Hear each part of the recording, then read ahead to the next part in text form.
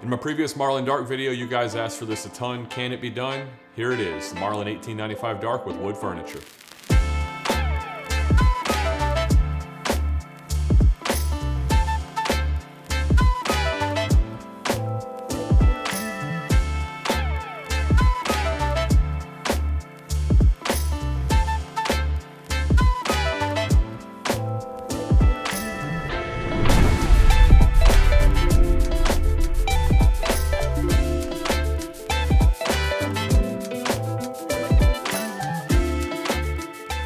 Hey guys, Brian here. So in my last video, I did an overview of the Marlin Dark. Obviously, it didn't have this furniture on it. It had the factory aluminum and polymer buttstock.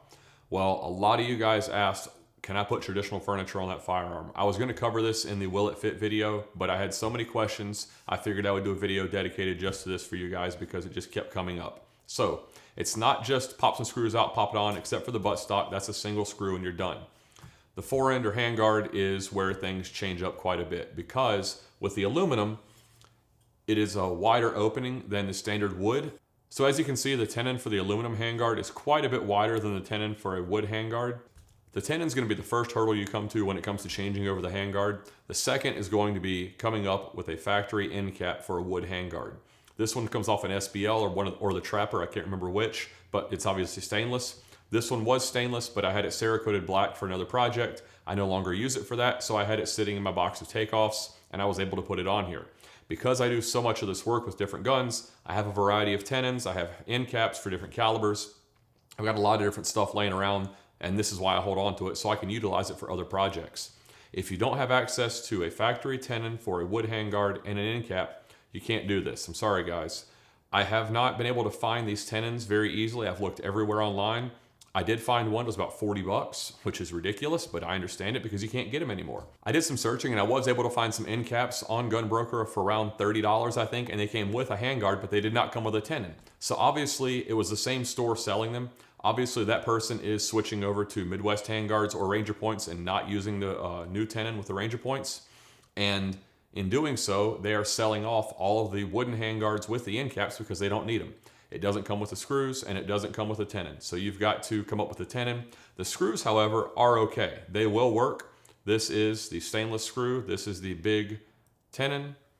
And as you can see, it will screw right in there, no problem. So they kept the same thread pitch, which is great. You can utilize the factory screws. But like I said, these are what you've got to have. If you can't find a tenon and end cap, guys, you're not gonna be able to do this very easily unless you want to fashion something that's gonna look like Fido's butt. So that's gonna be your holdup. But otherwise, it goes on great. There are two other things you need to be aware of if you do this switchover. One, this aluminum handguard has these tabs that stick back. And where this interfaces with the receiver, it will cause a slight scratch in the Cerakote. Mine has it on both sides. And that's just something you're gonna have to live with if you are worried about a perfect finish. Do not take that off because when they install it, it's going to scratch the finish. The other thing is gonna be that this buttstock came from an SBL, same one that this end cap did. This was made by Remington. This was made by Ruger. So there are some tolerance differences. This fit and it worked. However, the thickness on the top to bottom varies just a little bit. Just enough that the lever would actually touch the bottom of the wood when I closed it. It didn't interfere with function. It still cycled perfectly fine. However, you do hit a dead stop. You don't have as much of a cushion as you do, and just that ever so slight bit of squeeze that you can give the lever when it's in its locked position. So just be aware of that. Your Remington made one may have some tolerance variances that might not fit. And I can tell you, Ruger is keeping up with their quality control because this polymer buttstock and this wood buttstock both fit perfectly and beautifully. The fit and finish is awesome on this top and bottom of the back strap here. It's like it's made for it, just like this. Hope you guys enjoyed this, and I'm loving this. This is kind of weird, guys. I'm not used to doing this. They always go in the other direction on this channel. They never back up like this, but I gotta say, I'm kind of liking the way this looks, and it might stay this way for a while. Hope you guys enjoyed this video. Check back soon. I've got more coming about the Marlin Dark. Have a good one.